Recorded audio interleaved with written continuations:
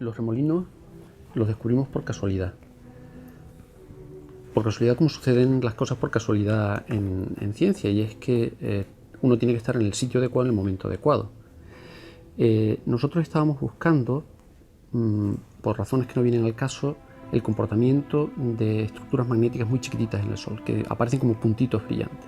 Nos dimos cuenta de que se movían formando remolinos, formando espirales.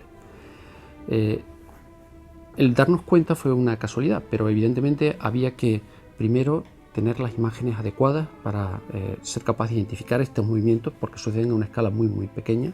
Esos remolinos deben dejar de ser una curiosidad para pasar a tener un interés científico, y alguien tiene que ser capaz de darse cuenta de eso, y después hay que hacer el trabajo final de determinar sus propiedades o algo así. Esos remolinos en realidad eran unos remolinos que la gente había estado buscando durante 20 años.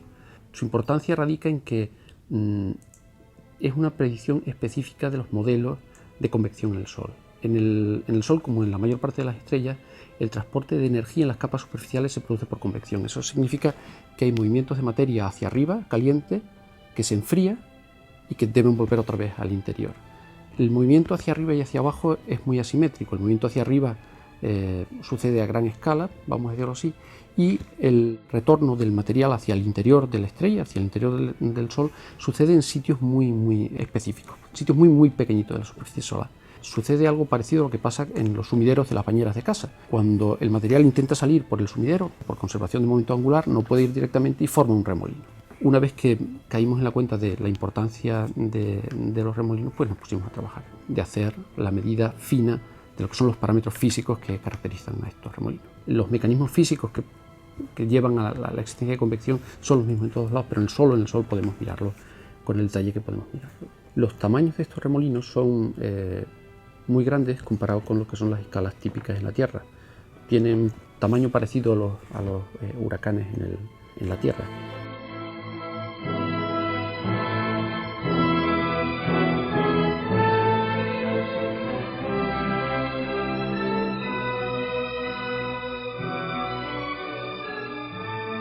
Buena calidad y alta resolución vienen a ser términos equivalentes. Quiere decir, en definitiva, que estamos observando o que somos capaces de detectar detalles sobre el Sol del orden de 70 kilómetros. Teniendo en cuenta que el Sol está a 150 millones de kilómetros, el distinguir detalles de 70 kilómetros es todo un logro. Para conseguir esta resolución se combinan dos factores. Primero, la calidad del cielo, y segundo, la calidad del instrumento que se observa. En las observaciones que se hacen desde el suelo, tenemos el inconveniente de que entre nuestro instrumento y el objeto celeste que observamos se interpone la atmósfera. La atmósfera es un medio turbulento que nos está perturbando las observaciones, se comporta como un sistema óptico de baja calidad que se nos intercala entre el objeto astronómico y el telescopio y que por tanto degrada las imágenes. Los observatorios de las Islas Canarias cumplen todos los requisitos para conseguir unas condiciones de observación óptimas. Pues a esas altitudes el espesor de la atmósfera que tenemos por encima es más pequeño, y por otra parte el hecho de que estemos en una isla rodeados de mar garantiza que el flujo de aire sea laminar, y por lo tanto esto mejora extraordinariamente las condiciones ópticas para observación. En el Observatorio del Roque de los Muchachos, en la isla de La Palma, contamos con un telescopio excepcional que está produciendo en estos momentos los mejores resultados desde tierra, que es el telescopio solar sueco. Es un telescopio de 1 metro de abertura. En física solar un telescopio de 1 metro de abertura es muy considerable. Con esta dimensión se pueden alcanzar detalles del orden de 70 kilómetros que decíamos antes. Y por otra parte, el telescopio está equipado con un sistema de óptica adaptativa, de óptica que también se podría llamar óptica viva. Óptica que reacciona, pues simplemente son espejos deformables que toman la forma adecuada para compensar las aberraciones, las degradaciones que nos ha producido la atmósfera. Una vez que se tienen los datos, se procede al procesado de los mismos. Es un tratamiento complejo que, en primer lugar, lleva pues, la descontaminación de las degradaciones que ha sufrido la imagen, sobre todo por efecto de la atmósfera. Esto se hace mediante programas de ordenador muy complejos y que consumen mucho tiempo de cálculo. Típicamente lo que se hace es combinar gran cantidad de imágenes para obtener la suma de información que proviene de todas ellas, imágenes tomadas en un corto intervalo de tiempo.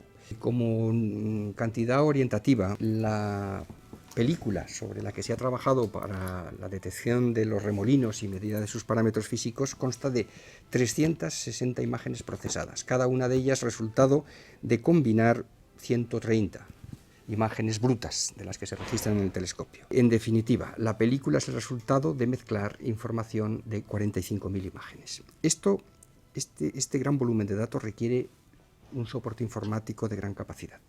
Y teniendo en cuenta que la observación no solamente se hace con una cámara, sino que típicamente se trabaja con 6 o 7 canales, es decir, 6 o 7 cámaras, pues en una hora recogemos del orden de 2.000 gigabytes. Una vez que se ha hecho la reducción de datos y tenemos la película lista para trabajar, pues viene la paciente observación que se hace pues visualmente, es la manera más fiable de trabajar, o también con algoritmos de detección automática.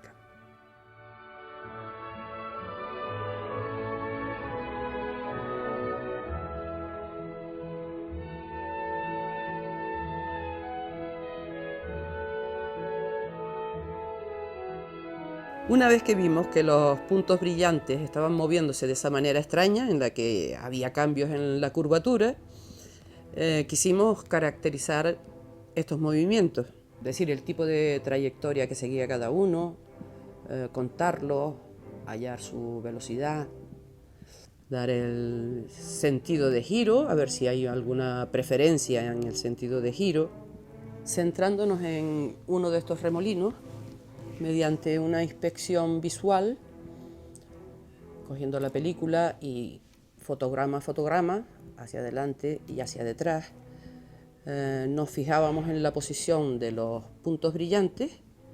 Una vez fijadas estas posiciones, a los típicamente 8 o 10 puntos de cada uno de los remolinos, le ajustábamos una espiral. Entonces, por la forma de la espiral, nos pareció apropiada ajustar una espiral logarítmica, que es la misma para los 8 puntos, aunque cada uno de ellos con su trayectoria. Y todos ellos confluyen en el sumidero, el centro del remolino. Todas las trayectorias daban lugar a unos mismos parámetros, o sea, son la misma espiral con distintas ramas. El trabajo resultó bastante consistente porque aún eliminando algunos de los puntos de los 8 o 9 estudiados, los parámetros seguían siendo los mismos. El área a analizar, un cuadrado de 50.000 kilómetros de lado, y en ellos contamos el número de los que habían. No todos giran en el mismo sentido, unos giran en el sentido de las agujas del reloj y otros en sentido contrario, el 50% para cada uno de estos dos movimientos. El sentido de giro no depende del hemisferio en el que estamos, al igual que ocurre en la Tierra con los sumideros de las bañeras. El tiempo de vida también lo medimos, dando hacia atrás en la película hasta cuando empieza el evento, dándole hacia adelante hasta cuando finaliza y contando el número de fotogramas. Nos sale que el tiempo de vida promedio es de alrededor de 5 minutos. El tamaño de estos remolinos es de unos 500 kilómetros de diámetro, es decir, un tamaño grande en la Tierra, pero esto en el Sol es un tamaño pequeñísimo. Las partículas de nuestros remolinos van girando y según se van acercando al sumidero final, van incrementando la velocidad. Una vez que llegan aquí, o bien desaparecen conjuntamente todos los puntos o se separan y dan lugar a otro tipo de movimiento. El utilizar los puntos brillantes como trazadores de los movimientos hace que todos nuestros recuentos estén minimizados, porque se podría dar, y con toda seguridad se dan, que existan remolinos en otras zonas donde no hay puntos brillantes para poder medirlos. El resto de las estructuras donde están estos remolinos pues son zona de granulación, zona de intergránulos, pero no hay estructuras bien definidas para poder marcarlas y seguirlas.